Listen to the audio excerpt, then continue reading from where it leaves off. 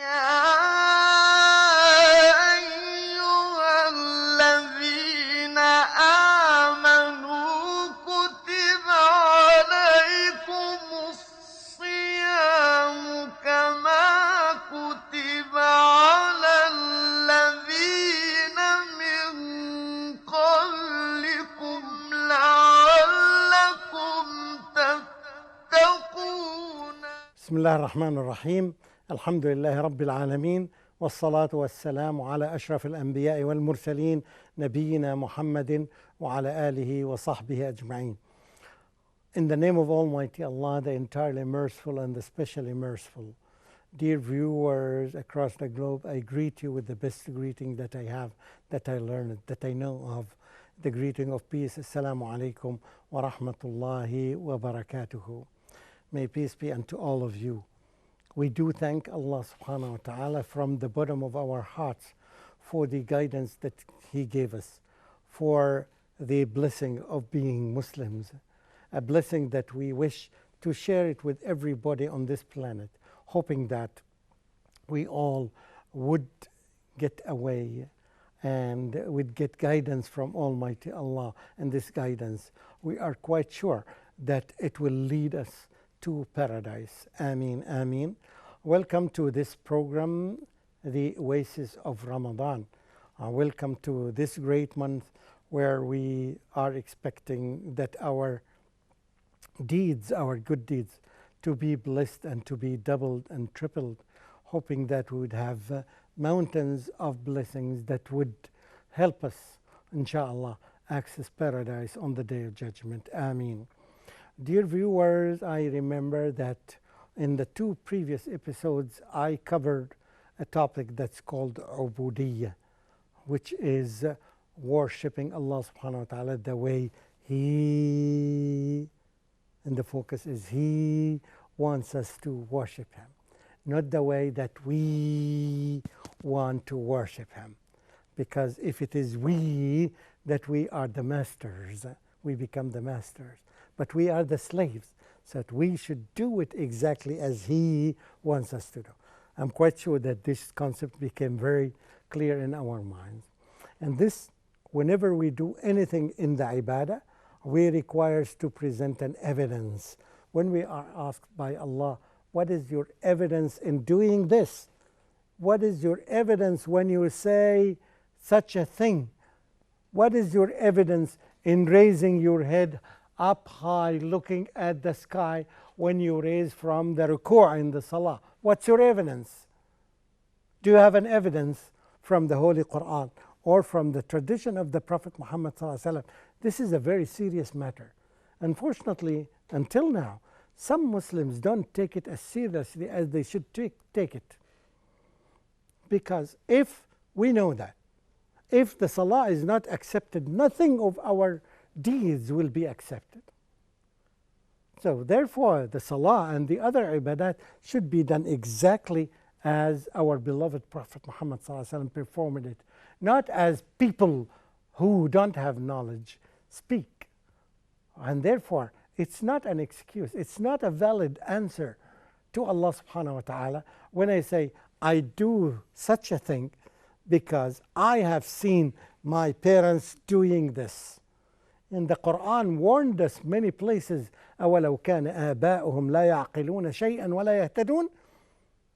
Even if their fathers, even if their parents are not educated and they don't have understanding, you still follow them? This is an invalid excuse that people say nowadays. And this even was at the time of the Prophet Muhammad sallallahu alaihi wasallam.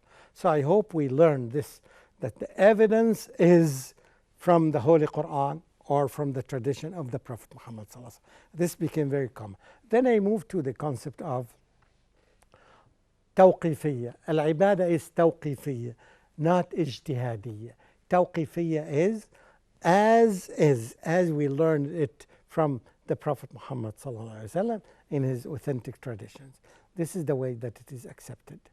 And I said that this rule, you can learn it and you can apply it. And I said the 5 conditions that the scholars specified to help us judge ourselves what we are doing and to judge what other people do, so that we can educate them. Our purpose is to educate them and educate them correctly so that they can do their ibadah properly, so that it will be accepted by Almighty Allah. And I mentioned about 5 conditions that should be applied, should be in the condition of any ibadah to say that this ibadah is correct. And I hope that we apply them on ourselves. And this information that I'm focusing on is not just knowledge that we know and we can give lectures out of that. Rather, it is something that we need to implement and to act in our life.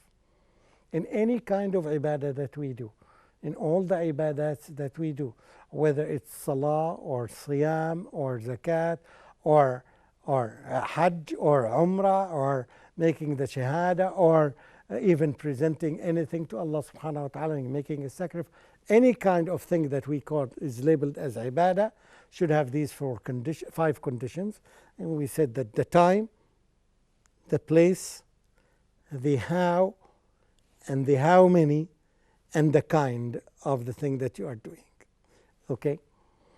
I explained 4 of them, and it's time to explain the 5th one, but I'll review this.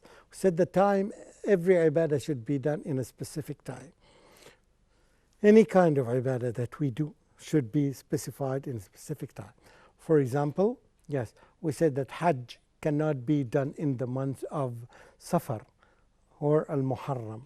It has to be done in the month of Dhul Hijjah. Okay. The fasting should be done in the month of Ramadan, not the month of any other month, Safar or Al-Muharram.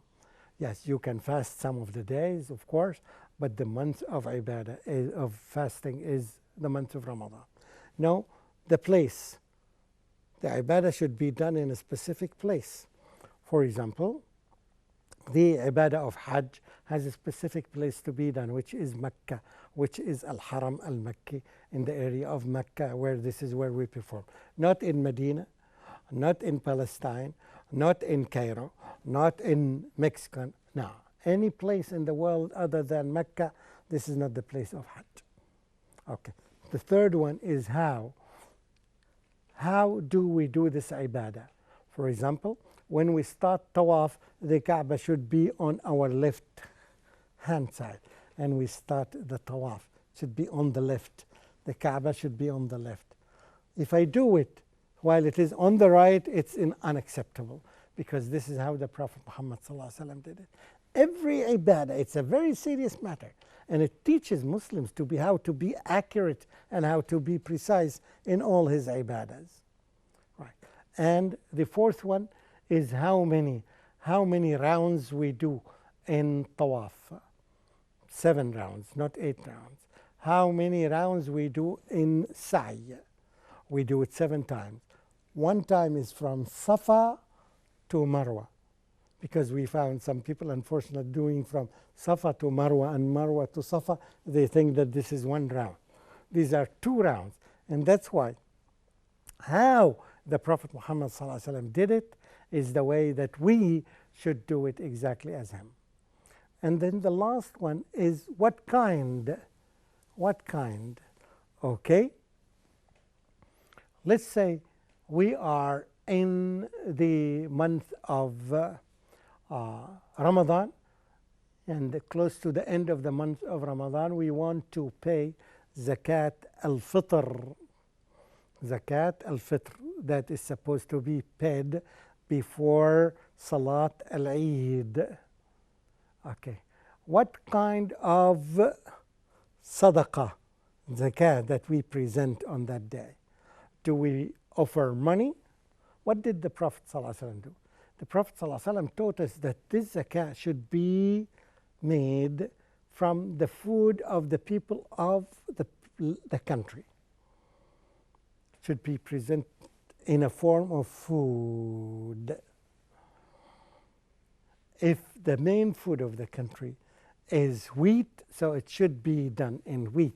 If it is rice, it should be done in rice. It should, so from the food of the people, not money. Unless the country doesn't have food, These are very exceptional cases. It should be done in that form. It's not just paying money. It's not paying it in different forms of things, anything that you have. No, it should be made. This is the way that we should do it. For example, the way Muslims do know the beginning of the month, and this is part of the ibadah, by the way. How do we identify the beginning of the month of Ramadan or the month of Sha'ban? By moon sighting. We go out as the Prophet ﷺ and we sight the moon. If we find the moon, if we see the moon, if we see the crescent, this tells us this is the beginning of the new month. We don't calculate. As the Prophet ﷺ made it very easy for us, but sometimes people become so complicated and they make the religion hard on people. They make the religion hard on people by inventing things that the Prophet ﷺ did not say about it. He said that if you don't see it for whatever reason, that means complete the month of Sha'ban. Don't begin Ramadan. If you see it, so now tomorrow is the beginning of the month. It's very simple, very clear. But some people, yes, because of the lack of this precious knowledge that we are talking about, this precise knowledge that the Prophet Muhammad ﷺ left us, and in this way they innovate. In other words, they make changes in the religion, whether intentionally or non-intentionally. And the Prophet ﷺ warned us against this. And perhaps you hear this every Friday and from different perspective. And people, the khutaba, would say that if you do this, you are inventing in the religion. وَكُلُّ بِدْعَةٍ ضَلَالَةٍ وَكُلُّ ضَلَالَةٍ فِي النَّارِ.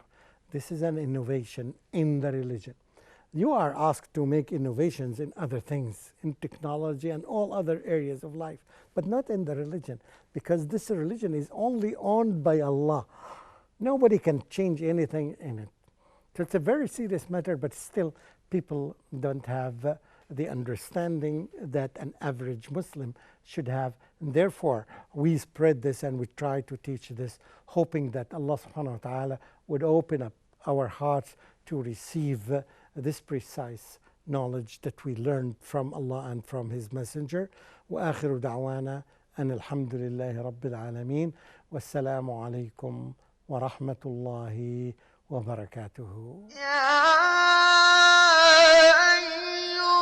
الذين آمنوا كتب عليكم الصيام كما كتب على الذين من قبلكم. أيها الذين آمنوا كتب عليكم الصيام كما كتب على الذين من قبلكم لعلكم تتقون. يا أيها الذين آمنوا كتب عليكم الصيام كما كتب على الذين من قبلكم لعلكم تتقون.